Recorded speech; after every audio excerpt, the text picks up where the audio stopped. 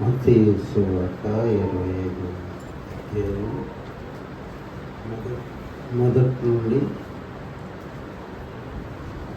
చదువుకున్నాం. మొదటి నుండి 13 వాక్యాల వరకు చదవండి.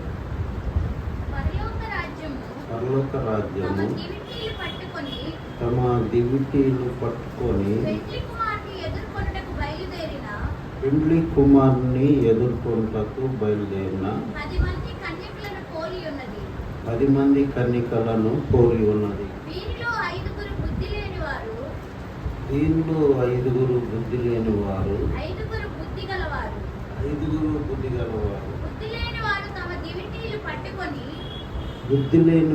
తమ దివిటీలు పట్టుకొని తమతో కూడా నూనె తీసుకొని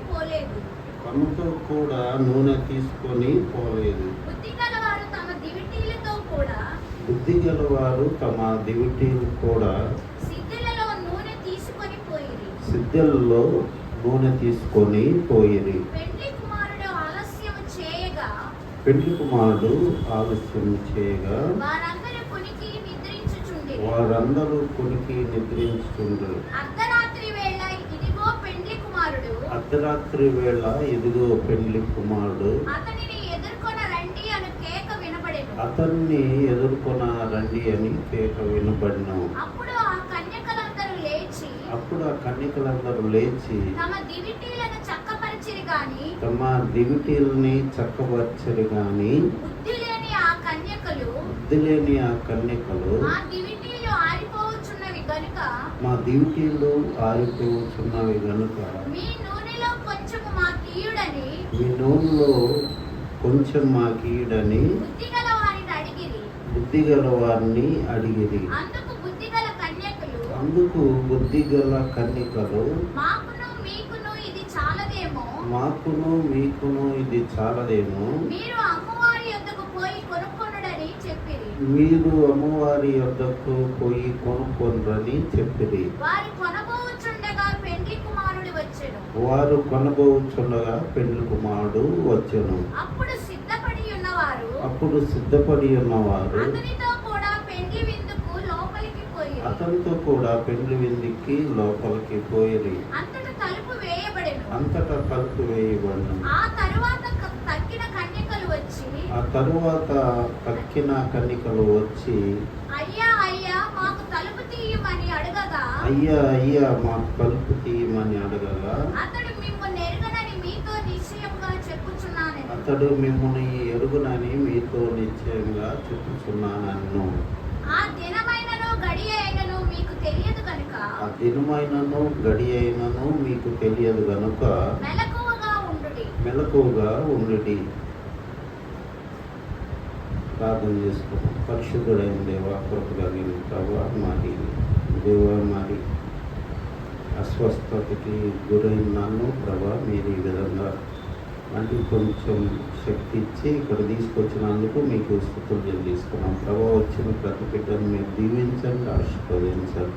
మీ వాక్యం ద్వారా స్వస్థపరచండి. మీ వాక్యం ద్వారా ప్రభా మేలు చేయండి. ప్రభా నాయన, మరి మేము ప్రభా నాయన వాక్యాన్ని శ్రద్ధగా విని మరి దాన్ని గ్రహించగలిగే శక్తి మాకు దయచేయండి. ఆనాడు మరి ఇశ్రాయేలుకి ప్రభా మీరు అలాంటి శక్తి ఇవ్వలేదని ప్రభా యెషయా గ్రంథం 6వ అధ్యాయం 10వ వాక్యంలో మీరు సెలవిచ్చారు. ప్రభా దానికి కారణం ఏంటంటే ప్రభా మిమ్మల్ని లెక్క చేయకపోవటమే.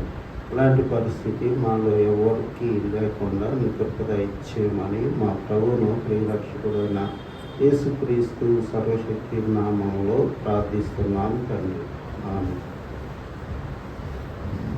ఇక్కడ యేసు ప్రభువే స్వయంగా ఇది చెప్పినట్లు మనం చూస్తాం. మత్తయి సువార్త 25 అంతా కూడా చాలా ముఖ్యమైన అంశాలు దాంట్లో ఉన్నాయి. అందులోనే మరి దాసుల గురించి సోమరువైన చెడ్డ దాసుల తలాంతులు ఉపమానం అందులోనే ఉంది. తర్వాత 25వ అధ్యాయంలో ఇంకా మరి నా తండ్రి చేత ఆశీర్వదింపబడిన వాళ్ళారా, శపింపబడిన వాళ్ళారా, ఎడమ పక్కన ఉన్నవారు, కుడి ప్రక్కన ఉన్నవారని తీర్పును గురించి అనేక మాటలు మరి ప్రభువు సెలవిచ్చినట్లు మనం చూస్తాం అన్నమాట. అంత్యకాలంలో ఇవన్నీ ఎందుకు చెప్తున్నారంటే మనం జాగ్రత్తగా ఉండాలని, లోకంలో పడి కొట్టుకొని పోకుండా మనమంతా కూడా అలర్ట్గా ఉండాలని యేసు ప్రభు చెప్తున్నాడు. కొద్దిగా అజాగ్రత్త, అశ్రద్ధ ఉంటే మనం దేవుడిచ్చే గొప్ప ఆధిక్యత, గొప్ప మహిమ, రాజ్యాన్ని కోల్పోతామన్నమాట. మనం చిన్న మరి ఒక వస్తువు పోతేనే ఎంతో బాధపడతాం, కానీ పరలోక రాజ్యం పోతే మరి దాన్ని మించిన బాధ ఇంకా ఇంకోటి ఉండదు. ఇక్కడ 2 రకాలుగా బుద్ధిగల కన్యకలు, బుద్ధి లేని కన్యకలని యేసు ప్రభు చెప్తున్నారు. బుద్ధిగల కన్యకలు, బుద్ధి లేని కన్యకలు ఇద్దరు కన్యకలే. ఇద్దరు కూడా ఒక 5 ప్రాస్టిట్యూట్స్ లేకపోతే చెడ్డ క్యారెక్టర్ ఉన్న వాళ్ళు ఏం కాదు, కానీ ఇద్దరు వర్జిన్స్ అని మరి ప్రభువు చెప్తున్నాడు. ఇద్దరు కూడా క్రైస్తవులే, ఇద్దరు కూడా దేవుణ్ణి ఆరాధించే బిడ్డలే. అయితే బుద్ధి లేని వాళ్ళు ఏం చేశారంటే నూనెని తన దగ్గర పెట్టుకోలేదన్నమాట. బుద్ధి గల వాళ్ళు నూనెని, ఎక్స్ట్రా ఆయిల్ని తమ దగ్గర పెట్టుకొని సిద్ధంగా ఉన్నారు. ఇదంతా ఏంటంటే విశ్వాస అనేవాడు మధ్యలో పడిపోయే అవకాశాలు ఉంటాయి అన్నమాట. మొట్టమొదట మంచిగా జీవితం స్టార్ట్ చేసిన వాళ్ళు ఎంతోమంది దైవజనులు షుగర్లో పడిపోయి మరి ఒక భ్రష్టమైన జీవితం జీవించే వాళ్ళని అనేక మందిని మనం చూస్తూ ఉంటాం. మ్యూజికల్ చైర్ అనే ఆట మనందరికీ తెలుసు అన్నమాట. మ్యూజిక్ ఆపంగానే టక్కన కూర్చోవాలి దాంట్లో. అట్లాగే మన 2వ రాకడ కూడా యేసు ప్రభు వచ్చినప్పుడు మనం సిద్ధంగా లేకపోతే మనకున్న సీటు మనం పోగొట్టుకుంటాం. ఇక్కడ ప్రభు మరి రక్షణ అనేది అది మామూలుగా వచ్చింది కాదు. మనం ఎప్పుడు కూడా చదువుకుంటాం కీర్తన 49:9లో, కీర్తనలో గ్రంథం 49:9 వాక్యములో వారి ప్రాణ విమోచన ధనము గొప్పది, అది ఎన్నటికీ తీరకుండా ఉండవలసిందే. కాబట్టి మనకు రక్షణ అనేది ప్రభు ఉచితంగా మరి పరలోకం నుండి దిగి వచ్చి మనం నరకానికి వెళ్ళటం ఇష్టం లేదని ఆయన స్వరూపంలో, ఆయన పోలికలో మరి పోలిన మనల్ని ఆయన రక్షించడానికి ఆయన వచ్చాడు. కానీ దీన్ని ఎవరు కూడా లెక్క చేయట్లేదు. ఇది ఒక ఆచారంగా, భక్తి అనేది ఒక ఆచారంగా మార్చి మరి జనాలు వెళ్తున్నారు. అదే ప్రభు వల్ల ఆరాధన కూడా ఒక ఆచారంగా చేస్తున్నారు. కొన్ని మిషన్ సంఘాల్లో మరి ప్రభు వల్ల ఆరాధన అనగానే జనాలు గుంపులుగా పరిగెత్తుకొని వస్తారన్నమాట. దాని యొక్క మర్మం వాళ్ళకి తెలియదు. ఇది ప్రభు శరీరం అని, ప్రభు రక్తం అని మీరు వివేచింపక మీరు ఈ పని చేయకూడదని అపోస్తలుడైన పౌలు కోరింథీ సంఘానికి తెలియజేస్తున్నారు. కాబట్టి దేవుడు ఇచ్చిన రక్షణ మనకు ఉచితంగా వచ్చినా కానీ అది గొప్ప రక్షణ. దేవుడే భూమి మీదకి దిగి వచ్చి ఆయన రక్తాన్ని చిందిస్తేనే కానీ మనకి రక్షణ అనేది రాలేదన్నమాట. కాబట్టి దేవుడు ఇచ్చిన ఉచిత రక్షణని మనం దాన్ని గౌరవించి మనం జాగ్రత్తగా ఆ పరలోక రాజ్యం వైపు మనం చూడాలి. కొలస్సీ 3వ అధ్యాయంలో మరి పైన ఉన్న వాటి కోసం మీరు చూడాలని ఉంటుంది. ఇప్పుడు లోకంలో గొప్ప ప్రవాహం ఉందన్నమాట. ఏంటి ప్రవాహం? మనం చూసినట్లయితే ఆ ప్రవాహంలో ప్రతి ఒక్కళ్ళు ఇంక్లూడింగ్ విశ్వాసులు కూడా కొట్టుకొని పోతున్నారు. మనం లూకా సువార్త 17వ అధ్యాయం 26 నుంచి 28 వరకు మనం చదివితే, లూకా సువార్త 17వ అధ్యాయం 26 నుంచి 28 వరకు మనం చదివితే, నోవహు దినములలో జరిగినట్లు మనుష్య కుమారుని దినములలోనూ జరుగును. నోవహు ఓడలోనికి వెళ్ళిన దినము వరకు జనులు తినుచు త్రాగుచు పెండ్లాడుచు పెండ్లికి ఇయ్యబడుచు ఉండ్రి. అంతలో జలప్రళయము వచ్చి వారిని అందరినీ నాశనం చేసెను.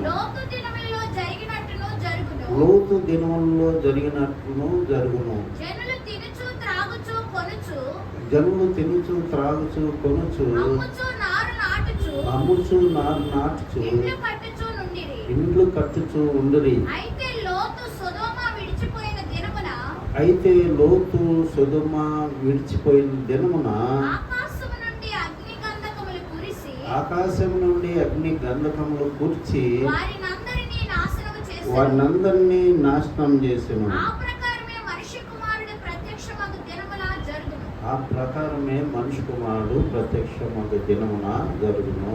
కాబట్టి మనం ఏ దినాల్లో ఉన్నాము? నోహు దినాల్లో ఉన్నాము, లోతు దినాల్లో ఉన్నామని మనం జ్ఞాపకం చేసుకోవాలి. మనం మర్చిపోయి ఆడమర్చి నిద్రించకూడదు అన్నమాట. ఎప్పటికప్పుడు మనలను మనం పరీక్ష చేసుకుంటా ముందుకు పోవాలి. ఎందుకంటే మన ముందు ఉన్నది మరి కొరింథీ 2వ అధ్యాయం అనుకుంటా, మొదటి కొరింథీ, కంటికి కనపడ్డు చెవికి మరి హృదయానికి గోచరించదని మొదటి కొరింథీలో రాశాడనమాట. మనకి దేవుడు ఇచ్చిన భాగ్యము అది ఆయన యందు భయభక్తులు గలవారి పట్ల ఆయన దాచి ఉంచిన మేలు ఎంతో గొప్పది. కాబట్టి ఆ పరలోక రాజ్యాన్ని మనం ఊహించుకోవాలి. ఉదయం స్టీవెన్ నేను మాట్లాడుకుంటున్నాను ఏమని, మరి స్మిత్ అనే ఒక దైవజనుడు ఆయన చనిపోయిన వాళ్ళని దాదాపు ఒక 17-18 మందిని లేపాడనమాట. స్మిత్ విగిల్స్వర్త్ ఆయన పేరు. ఆయన భార్యను కూడా అదేవిధంగా ప్రార్థన చేసినప్పుడు దేవుడు పంపించాడు భూమి మీదకి పంపిస్తే ఆయన చాలా సంతోషపడ్డాడు. స్మిత్ విగిల్స్వర్త్ నా భార్య కూడా నా దగ్గరికి వచ్చింది. అయితే ఆమె ఏమందంటే, ఎందుకు ప్రార్థన చేసావు నా గురించి? నేను ఉన్నది చాలా సంతోషకరమైన ప్రదేశం, అక్కడి నుంచి నన్ను ఎందుకు నువ్వు పిలిచావు? నేను మళ్ళీ వెళ్ళిపోతానంటే మళ్ళీ ఆయన ప్రార్థన చేశాడంట, తీసుకోకూడదు. అట్లాగా పరలోక రాజ్యం అనేది అది మాటలతో చెప్తే అది అర్థం కాదని చెప్తాడు. పౌలు కూడా చెప్తాడు 2 కొరింథీ 12వ అధ్యాయంలో, నేను 3వ ఆకాశానికి ఎక్కిపోయాను, అది మరి ఆత్మతో పోయేనా శరీరంతో పోయేనో నాకైతే తెలియదు, కానీ అది వచింప శక్యం కానీ నేను అందుట్లో చూశాను అని ఆయన చెప్తాడన్నమాట. కాబట్టి దేవుడు మనం ముందు ఇచ్చిన పరలోక రాజ్యం అనేది మనం మరి పాపులం, పేదోళ్ళం, ప్రభు మరి ఇలాంటి అన్ని రకాలుగా మనం వెనుకబడిన జాతులని అంటాం. వాళ్ళకి దేవుడు మరి ఫారినర్స్ వచ్చి ధనవంతులకి చెప్పలేదు కానీ సువార్త పేదోళ్ళకి సువార్త చెప్పారు. అందుకనే ఇన్ని స్కూల్స్, ఇన్ని హాస్పిటల్స్, కాలేజీలు కట్టింది ఎవరి కోసం? ధనవంతుల కోసం కాదు, బీదల కోసం వాళ్ళు కట్టారనమాట. ఇవన్నీ కూడా ఇదంతా కూడా దేవుని ప్రేమ, దేవుని సువార్త ప్రతి ఒక్కరికి కూడా తెలుసుకుని పరలోక రాజ్యం చేరుకోవాలి. ఆయన చిందించిన రక్తం వృధా కాకూడదని దేవుని ప్రణాళిక ప్రకారం వీళ్ళందరూ వచ్చి ఇంత త్యాగం మనకి చేసి వాళ్ళు మరి వెళ్ళిపోయారు. ఈనాడు క్రైస్తవులకి కోట్ల రూపాయలు ఆస్తులు ఉన్నాయంటే సంఘాలకి, అది వాళ్ళు చేసిన త్యాగం అన్నమాట. మన వాళ్ళు తెలుసుకోకుండా దాన్ని విచ్చలవిడిగా ఖర్చు పెట్టి ఎంజాయ్ చేస్తున్నారు. మరి పెద్ద పెద్ద కార్లు కొనుక్కుంటున్నారు, బిల్డింగ్లు కొనుక్కుంటున్నారు, పొలాలు కొనుక్కుంటున్నారు. ఆ డబ్బుతో రకరకాలుగా ఎంజాయ్ చేస్తున్నారు. అయితే అది అది పరలోక రాజ్యం గురించి ప్రతి బిడ్డ తెలుసుకోవాలని దేవుని యొక్క ప్రణాళిక ప్రకారం. దేవుడికి ఆస్తులంటే పెద్ద ఇంపార్టెన్స్ ఏమీ లేదు. యెరూషలేము ప్రార్థనా మందిరాన్ని సొలొమోను వజ్రాలు, వైడూర్యాలు, రాయికి మధ్య రాయ బంగారపు రేకుతో పొదిగించి కట్టించాడు అనమాట. అలాంటి సొలొమోను దేవాలయాన్ని దేవుడు ఏమంటున్నాడంటే, మీరు నా మాటలు విని నా యొక్క ఆజ్ఞల్ని అనుసరించి నడుచుకుంటే మందిరం ఉంటుంది, లేకపోతే దీన్ని ఒక నమూల సామెతగా నేను చేస్తానని అక్కడ మనం చూస్తాము. 2వ దినవృత్తాంతాలు 7వ అధ్యాయంలో చెప్తాడనమాట. ఒకడు ఆ దారిని పోయి అడుగుతాడంట, ఏంటి ఇది గొప్ప మందిరం కదా, ఎట్లా అయింది ఏంటంటే, వాళ్ళు ఇశ్రాయేలు దేవుని మాట వినలేదు, అందుకని దేవుడు ఈ గతి పట్టించాడు వీళ్ళకి అని ఇతరులు చెప్పుకుంటారని దేవుడు చెప్పారు. ఆయన బంగారం, వజ్రాలు, వైద్యులు అన్నిటికంటే కూడా దేవుని ఆత్మ అంటే ఎక్కువగా ఇష్టం అన్నమాట. ఒక సర్వలోకం సంపాదించుకొని తన ప్రాణాన్ని పోగొట్టుకుంటే అతనికి ఏమీ ప్రయోజనం. కాబట్టి దేవుడు చెప్తున్నాడు, దేవుడిచ్చిన రక్షణ 5 బుద్ధిగల కన్యకలు, 5 బుద్ధి లేని కన్యకల గురించి చెప్తున్నాడు.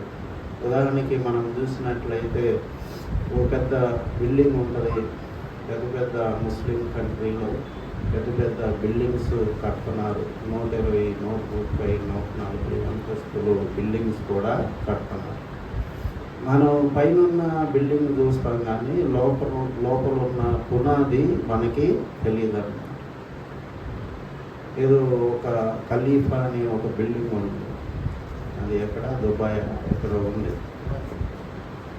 ఆ బిల్డింగ్కి ఉన్న పునాది ఒకసారి చూపెట్టారు, పెద్ద కింద బిల్డింగ్ లాగా ఉంటుంది, కింద కూడా అది కొద్దిగా వంకరగా ఉంటుంది. చాలా బాగా వాళ్ళు అంటే ఫారినర్స్ వచ్చి అది కట్టారు. కాబట్టి మనం పైన ఉన్న బిల్డింగ్ మనం చూస్తాం కానీ కింద ఉన్న పునాది మనం చూడవన్నమాట. అదేవిధంగా మన క్రైస్తవ జీవితం కూడా దేవుడు ఆంతర్యాన్ని చూసే దేవుడు అన్నమాట.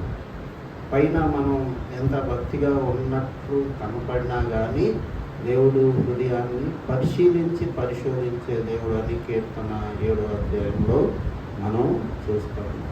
కాబట్టి మనం దేవుడు ఎప్పుడు కూడా యథార్థవంతులు అయిన ముఖ దర్శనం చేసుకుని ఉన్నట్టు మనం ఉండాలి. హిపోక్రసీ అంటే దేవుడికి అస్సలు ఇష్టం లేదు. పాపం చేసినప్పుడు పాపం చేసినని జనాలతో చెప్పాలి, దేవుడితో కూడా మనం చెప్పాలని. అది ఏం దాచిపెట్టుకోకూడదు. దావీదులో ఉన్న గొప్ప సంగతి అదే.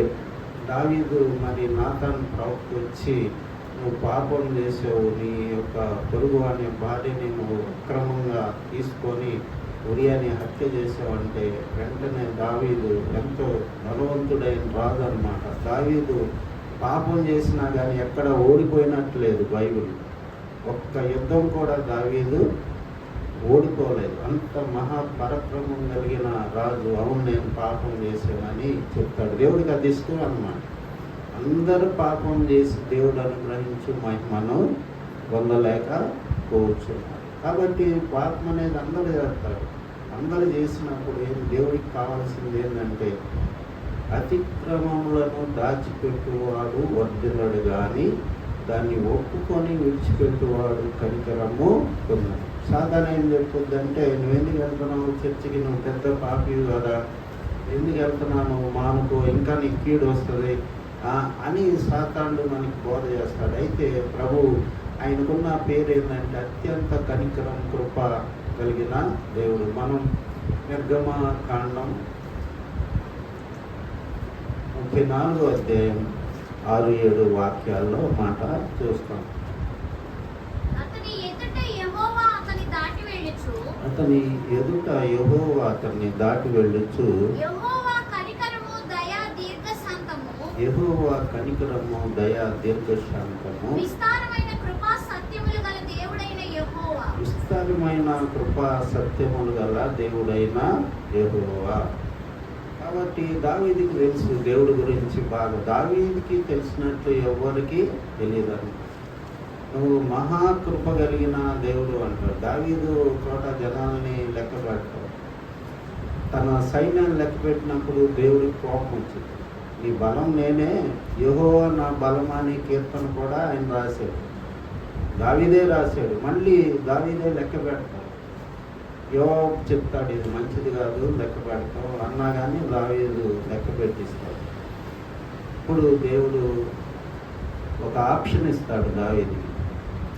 నీకు 3 రోజుల తెగులు కావాలా, 3 సంవత్సరాల కరువా, లేకపోతే 3 నెలలు శత్రువు నిన్ను తరమాలా, 3 ఆప్షన్స్ ఇస్తాడు. నీకు ఏది కావాలో కోరుకోమంటాడు. దావీదు ఏమంటాడంటే, నాకు యెహోవా మహాకృపగల దేవుడని అక్కడ ఉంటుంది దినవృత్తాంతాలు. ఆయన ఏమని కోరుకుంటాడంటే యెహోవా చేతిలోనే పట్టడం మంచిది అనుకుని నాకు 3 రోజులు తెగులు ఇవ్వమని అడుగుతాడు దేవుడిని. ఎందుకని? దేవుడికి దయ వచ్చింది, మహా దయగలవాడు అనే సంగతి దావీదుకి తెలుసు అన్నమాట. శత్రువుల చేతికి అప్పచెప్తే దేవుడు మరి శత్రువులు ఇడిచిపెట్టరు. అదేవిధంగా కరువు వచ్చినా కానీ ప్రజలందరూ చచ్చిపోతారు. అందుకనే దేవుని చేతిలో పట్టడం మంచిదని దావీదు, ఎందుకంటే ఆయన మహాదయగలవాడు, కృపగలవాడు అనే మాట చెప్తాడు. కాబట్టి దేవుడు మనందరికి కూడా ఒక మంచి అవకాశాలు ఇస్తూ ఉంటాడు. తప్పు చేసినా కానీ మనం క్షమించి మళ్ళీ మీ పడమటికి తూర్పు ఎంత దూరమో మీ పాపాలని అంత దూరపరిచి ఉన్నానని 103వ కీర్తనలో మనం చూస్తాం. కాబట్టి ఇక్కడ బుద్ధిగల కన్యకలు, బుద్ధి లేని కన్యకలు ఇద్దరు దేవుని బిడ్డలే, ఇద్దరు కూడా రక్షణ పొందిన వాళ్ళే, ఇద్దరు కూడా మరి దీపాలు వెలుగుతున్నాయి అని అక్కడ మనం చూస్తాం. మధ్యలో బుద్ధి లేని కన్యకల దీపాలు మిడుకు మంటున్నాయి, ఆరిపోయే స్టేజ్ వచ్చిందనమాట. అప్పుడు వాళ్ళు తెలుసుకున్నారు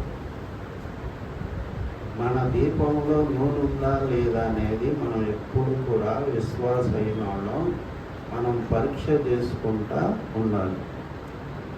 2 కొరింథీయులకు రాసిన పత్రిక చివరి అధ్యాయం 5వ వాక్యం మనం చూస్తున్నాం.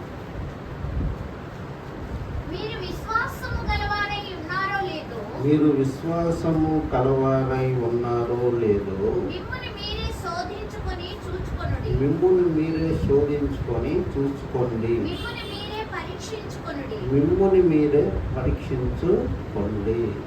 కాబట్టి మనం మీలో క్రీస్తు లేకపోతే మీరు భ్రష్టులైన వారు కాదా అని కూడా ఇక్కడ ఉంటుందన్నమాట.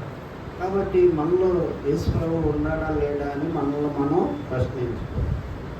నాలో క్రీస్తు ఉంటే నాకెందుకు ఈ ఆలోచనలు వస్తున్నాయి, నాకెందుకు ఈ అత్యాశ వస్తుంది, నాకెందుకు ఈ అసూయ వస్తుంది, నాకెందుకు ఈ కోపం వస్తుంది, నాకెందుకు మరి ఎన్ని వస్తున్నాయి అని మనలో మనం పరీక్షించుకోవడానికి ప్రభు బల్ల అనేది మనకి దేవుడు పెట్టాడనమాట. ఒకసారి ఆడమర్చి మనం ఉంటామని దేవుడు మరి మన మీద ప్రేమ చొప్పున, కృప చొప్పున దేవుడు ఇదంతా కూడా మనకి పెట్టాడు. మత్తయి సువార్త 5వ అధ్యాయం 16వ వాక్యములు, మరి మీ సత్క్రియలు అనే వెలుగు మరి ప్రకాశింపనీయుడు అని ఉంటుంది. మత్తయి సువార్త 5వ అధ్యాయం 16వ వాక్యం.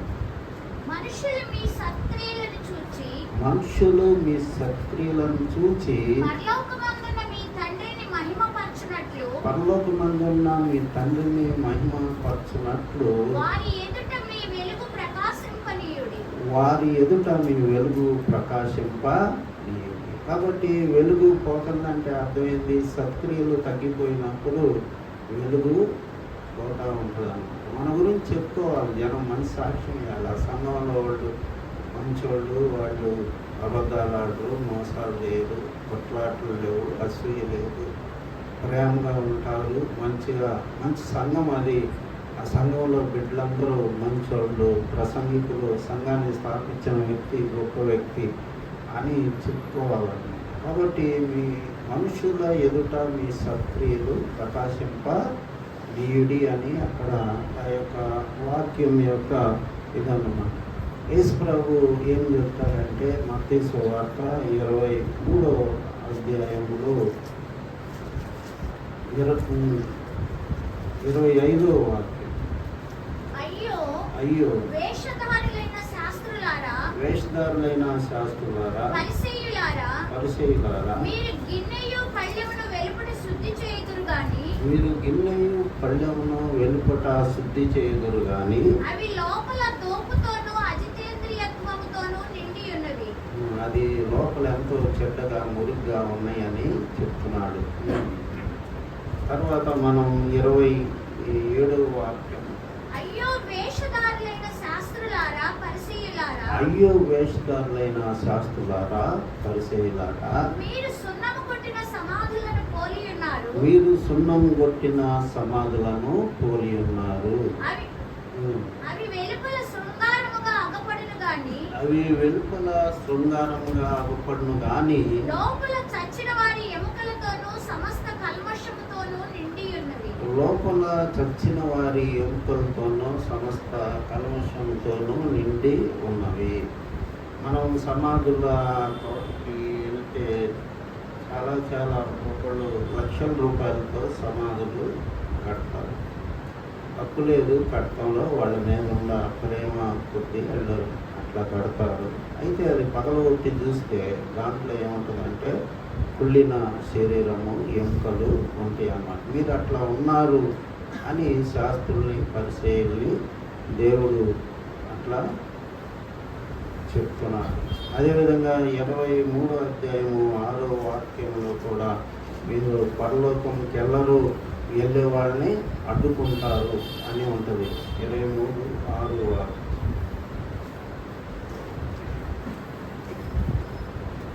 విందులలో అగ్రస్థానములను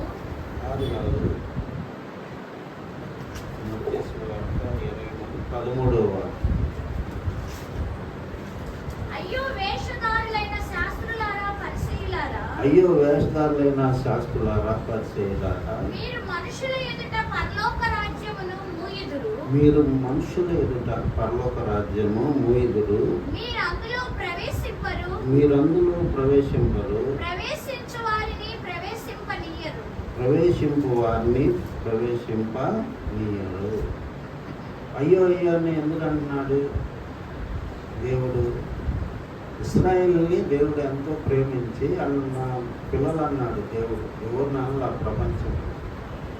ప్రపంచంలో నేను మిమ్మల్ని ఎరిగి ఉన్నాను అంటాడు.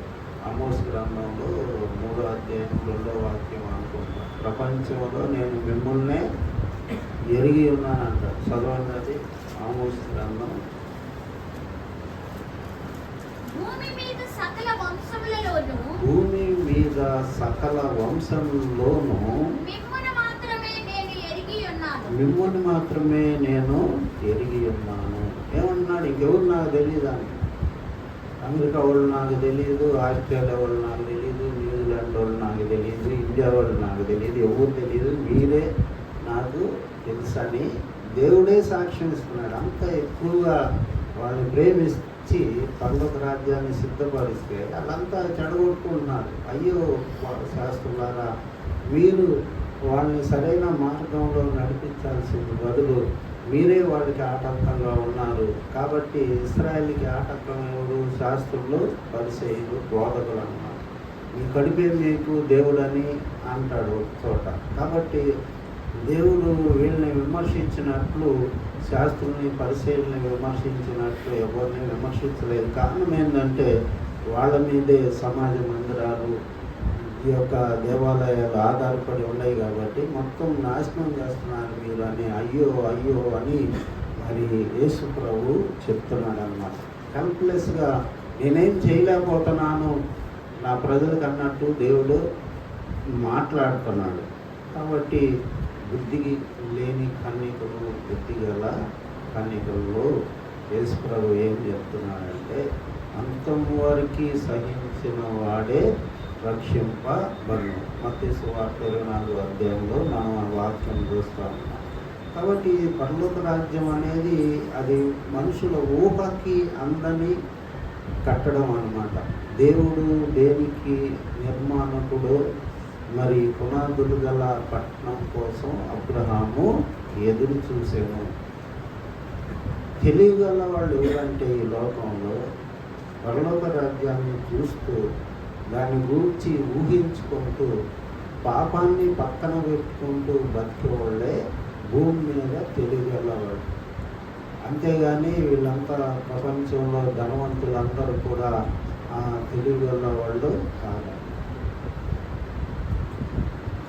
కాబట్టి మరి ఇక్కడ యేసు ప్రభువు చెప్తున్నారు, వీళ్ళేంటి ఇరుకు మార్గంలో ఉన్నవాళ్ళు. ఈ 10 మంది కూడా ఆల్రెడీ ఒక 75% అన్నిల్ని దేవుడు తీసేసాడు. ఈ క్రైస్తవుల్లోనే మళ్ళీ సగం మంది దేవుడు చెప్తున్నాడు అన్నమాట, బుద్ధి లేని కన్యకలే. కాబట్టి యేసుప్రభు ఎవరికి చెప్తున్నాడు? రక్షణ పొందిన వాళ్ళకి మాత్రమే ఈ ఉపమానం చెప్తున్నాడు, కానీ అన్యులకి యేసుప్రభుని అడగని వాళ్ళకి దేవుడు చెప్పలేదు.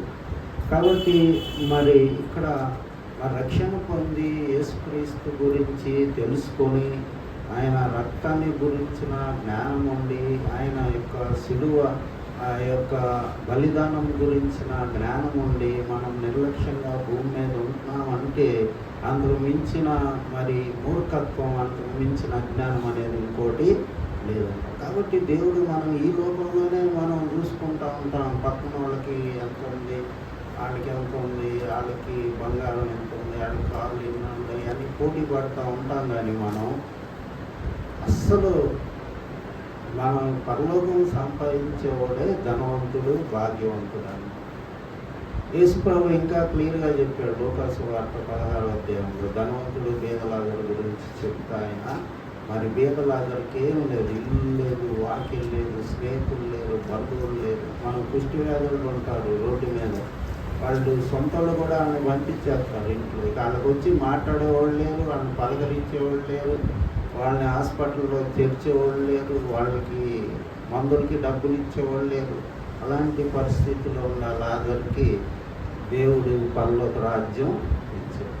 ధనవంతుడికి అయితే అన్నీ ఉన్నాయి భూమి మీద, సుఖభోగాలు, ప్రతిదినము తినుచు తాగుచు సుఖించుచు ఉండేవాడు, సన్నపు నార వస్త్రాలు ధరించుకుని ఉండేవాడు అని ధనవంతుడు వచ్చి ఉందన్నమాట. ఈ రోజుల్లో ఏదున్నా ఏది లేకపోయినా క్రీస్తుని మనం కలిగి ఉండటం అనేది చాలా గొప్ప. కొంతమంది మహాభక్తుల జీవిత చరిత్ర మనం చదువుతూ ఉంటే మనకి ఆశ్చర్యం వేస్తూ ఉంటుంది. ఉదాహరణకి భక్త్ సింగ్ గారు, మరి ఆయన ఎంతో ధనవంతుడు. మరి వాళ్ళ మావయ్య ఆ పిల్లని చూపెట్టి బీరువా నిండా బంగారం చూపెట్టి, అయ్యా ఇదంతా మీకోసమే, మా అమ్మాయిని చేసుకుంటే ఇదంతా నీకు ఇస్తానంటే నాకేమంటూ యేసుప్రభు కావాలని బయటికి వచ్చాడు. కానీ ఆ గ్రహింపు, ఆ జ్ఞానము మనం సంపాదించుకోవాలన్నమాట. అది పౌలు సంపాదించుకున్నాడు.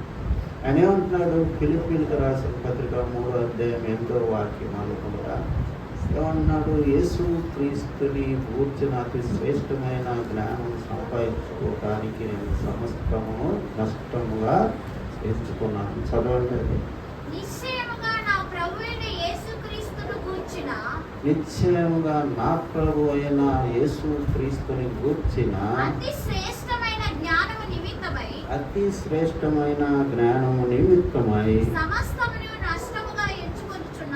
సమస్తమును నష్టముగా ఎంచుకొనుచున్నాను. కాబట్టి ఈ యొక్క గ్రహింపు ఉన్న వాళ్ళే పరలోక రాజ్యాన్ని గూర్చి గ్రహింపు ఉన్న వాళ్ళే బుద్ధిగల కన్యకలు అన్నారు. కాబట్టి బుద్ధిగల కన్యకలు అంటే ఎవరంటే నిత్యం దేవుడు ఎప్పుడు వస్తాడో, ఏ సమయంలో వస్తాడో అని మరి ఎదురు చూసేవాళ్ళు. ఒకప్పుడు ఒక విజయనగరం మీటింగ్స్లో ఆయన ఒక ఇన్సిడెంట్ చెప్పారు.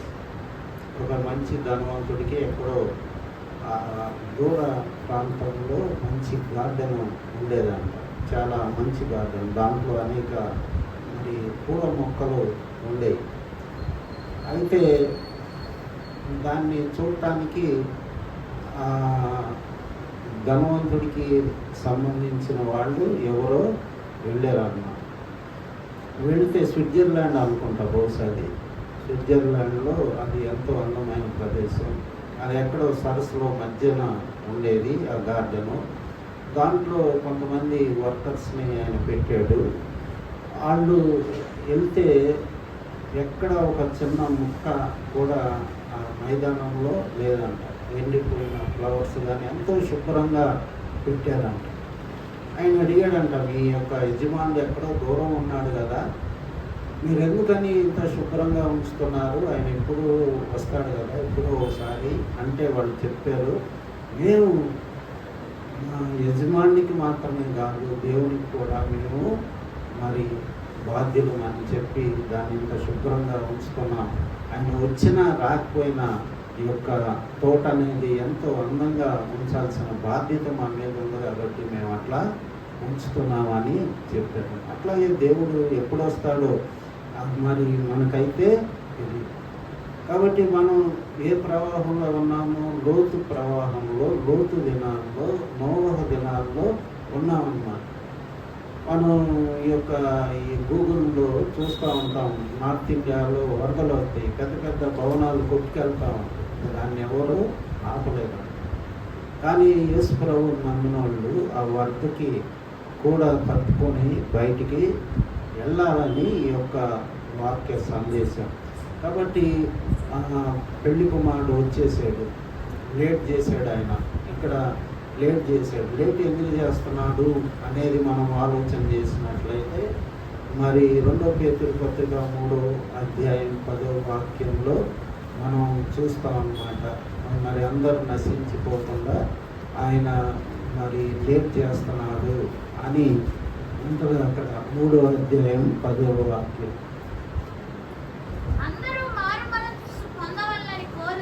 అందరూ మారు మనసు పొందవలని కోరుచు మీ ఎడల దీర్ఘశాంతము గలవాడై ఉన్నాడు. ఆయనకి ఒక 1000 దినాలు 1000 సంవత్సరాలు ఒక దినంలాగా ఉంటుందని కూడా అక్కడ ప్రియులారా ఒక సంగతి మర్చిపోకుడి, ఏమనగా ప్రభు దృష్టికి ఒక దినము 1000 సంవత్సరముల వలెను. 1000 సంవత్సరముల వలెను. 1000 సంవత్సరములు ఒక దినము వలెను ఉన్నవి. 1000 సంవత్సరములు ఒక దినము వలె ఉన్నది. కొందరు ఆలస్యమని ఎంచుకున్నట్లు ప్రభు తన వాగ్దానమును గూర్చి ఆలస్యం చేయువాడు కాదు గాని ఎవడును నశింపవలనని ఇచ్చయింపక అందరూ మారు మనసు పొందవలనని కోరుచు మీ ఎడల దీర్ఘశాంతం గలవాడై ఉన్నాడు. నా గురించి, నీ గురించి ఉదాహరణకి యేసు ప్రభు ఇంకొక 30 ఏళ్ళ క్రితమే వచ్చాడు అనుకో, మరి మనలాంటి వాళ్ళు అందరు నరకానికి వెళ్తారు. కాబట్టి దేవుడు ఎంతో కరుణ వాత్సల్యం గలవాడై దేవుడు ఆలస్యం ఎందుకు చేస్తున్నారంటే కొంతమంది అయినా రక్షణ పొందుతారని అనే ఉద్దేశంతో ఆయన ఆలస్యం చేస్తా ఉన్నారు. ఇక్కడ దావీదు 51వ కీర్తన 11వ వాక్యంలో ఆయన ఏం చెప్తాడంటే నీ పరిశుద్ధాత్మను నా యొద్ద నుంచి తీసివేయద్దు అంటాడు. నీ సన్నిధిలో నుండి నన్ను త్రోసివేయకుము. నీ పరిశుద్ధాత్మను నా యొద్ద నుండి తీసివేయకుము. ఎందుకు అంటున్నాడు? పాపం చేసినప్పుడు దేవుణ్ణి బతిమాలుకుంటున్నాడు. ఆయన రక్షణాన్ని నాకు కలుగజేయము, నా హృదయంలో మళ్ళీ సత్యం ఉండేటట్లు చేయమని ఆయన ప్రభువుని బతిమాలుకుంటున్నాడు. దేవుణ్ణి నేను అడిగేది ఏంది, నేను పెద్ద చక్రవర్తినని దావీదు అనుకోవట్లేదు.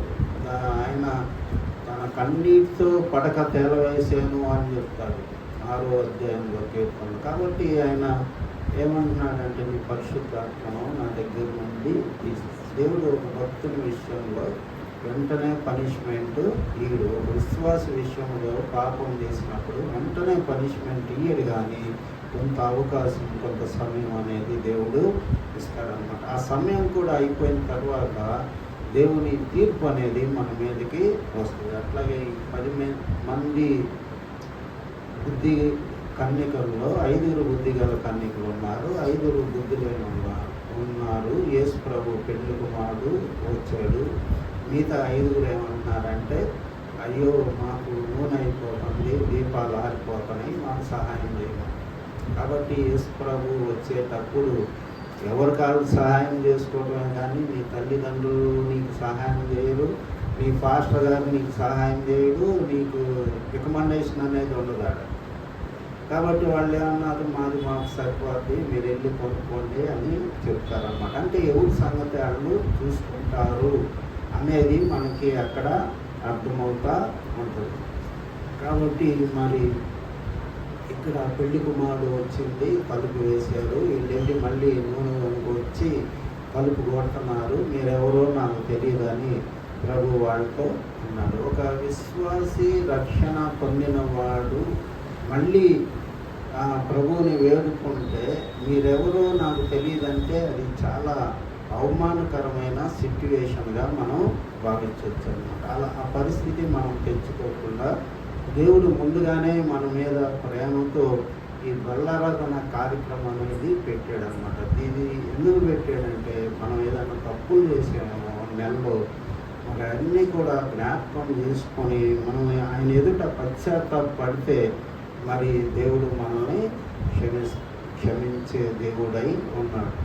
86వ కీర్తన 6వ వాక్యం అనుకుంటా, 6వ వాక్యము 9వ వాక్యము, ఆయనకి క్షమించుటకు సిద్ధమైన మనసు కలిగిన వాడు అని అక్కడ ఉంటుంది. చదవండి.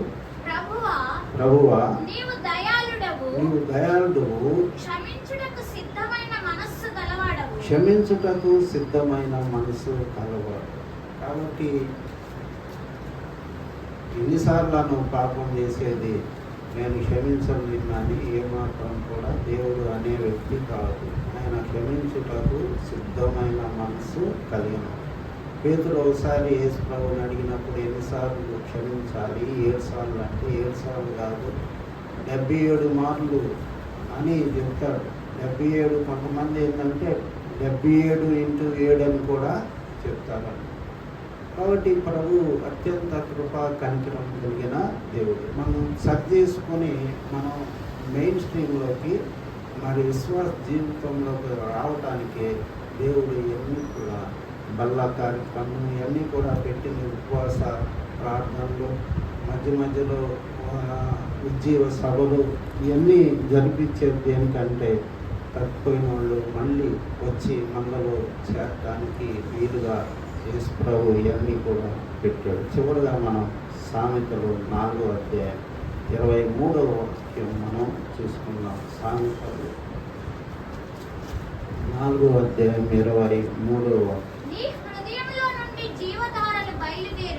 మీ హృదయంలో నుండి జీవధారలు బయలుదేరును, కాబట్టి అన్నిటికంటే ముఖ్యంగా నీ హృదయమును భద్రముగా కాపాడు. కాబట్టి దేవుడు మనుషులు పైరూపం చూస్తారు కానీ దేవుడు హృదయం చూస్తారు. మనం జనాలకి చాలామంది చూస్తాం, సీఎంలో కూడా పెద్ద పెద్ద సంఘాల్లో ప్రైజులాట్ అని మరి ఎంతో ఒకరినొకరు అభినందించుకుంటూ ఉంటారు. అయితే ఇప్పుడు కొట్లాట్లు పోలీస్ స్టేషన్లో మాత్రం ఏమాత్రం వెనక్కి తగ్గరన్నమాట. మనం ఈ చూస్తున్నాం ఈ మధ్య ఆశ్చర్యకరమైన బాధకరమైన వార్తలు. సీఎంలో కొట్లాట 2 వర్గాలు అయిపోయింది. కాబట్టి ఇదంతా కూడా దేవునికి బుద్ధి లేని కన్నికల కన్నా. మీకు అక్కడ కొట్లాట్లు ఉంటే బయటకు వచ్చి ఆరాధన చేసుకోవచ్చు, అక్కడే ఉండాల్సిన పనులు. అంటే న్యాయాన్ని గురించి మనం ప్రశ్నించడం అనేది ఒకటి ఉందన్నమాట. అది తెస్సలోనిక పత్రికలో ఉంది. మరి న్యాయాన్ని గూర్చి నువ్వు గట్టిగా పోరాడాలని ఉంటుంది. అది మనం బ్యాలెన్స్ చేసుకోవాలి. దేవుని వాక్యం 2 అంచులు కలిగిన ఖడ్గం జాగ్రత్తగా మనం దాన్ని ధ్యానం చేసుకున్నప్పుడు దేవుడు సరైన మార్గం మనకి చూపెడతాడన్నమాట. కాబట్టి బుద్ధి లేని కన్నికల్లాగా మనం ఉండవద్దు. అంత్యకాలంలో ఇవి నోహ దినాలు, లోతు దినాలని మనం జ్ఞాపకం చేసుకోవాలి. లోతు వారికి ఇచ్చిన అవకాశం మనకు పోగొట్టుకుందని అదే అధ్యాయంలో 17వ అధ్యాయంలో ఉందన్నమాట. దేవుడు అవకాశాలు మరి ఈడు ఒకసారి నా ఆత్మ నరులతో ఎల్లప్పుడూ వాడిస్తాడు. కాబట్టి చూసి దేవుడు ఏం చేస్తాడంటే ఎంత చెప్పినా వినపోతే మరి భ్రష్ట మనసుకి అప్పచెప్తాడని కూడా దేవుని వాక్యంలో ఉంది. ఆయన క్షమించుటకు సిద్ధ మనసు కలిగిన దేవుడు అయితే ఆయన నా ఆత్మ నరులతో ఎల్లప్పుడూ వాదించాడు. కొంత టైం ఉంటుంది ఆయనకి, తర్వాత విసిగిపోయి భ్రష్ట మనసుకి అప్పచెప్తే ఇక మనకి మారు మనసు అనేదే ఉన్నదన్నమాట. మనకి ఏసావు గురించి మరి హెబ్రీ గ్రంథంలో మనం చూస్తాం యేసేపు వంటి తిండిపోతైనను మరి మీలో ఉండకుండా చూసుకోండి, తర్వాత ఆయన రక్షణ పొందటానికి ఎంత కన్నీరు గార్చినా దొరకలేదు అని ఉంటుంది. కాబట్టి ఏసావుకి దేవుడు చాలా అవకాశాలు ఇచ్చుంటాడు. దాన్ని మనం చూడకనగా చూడకూడదు.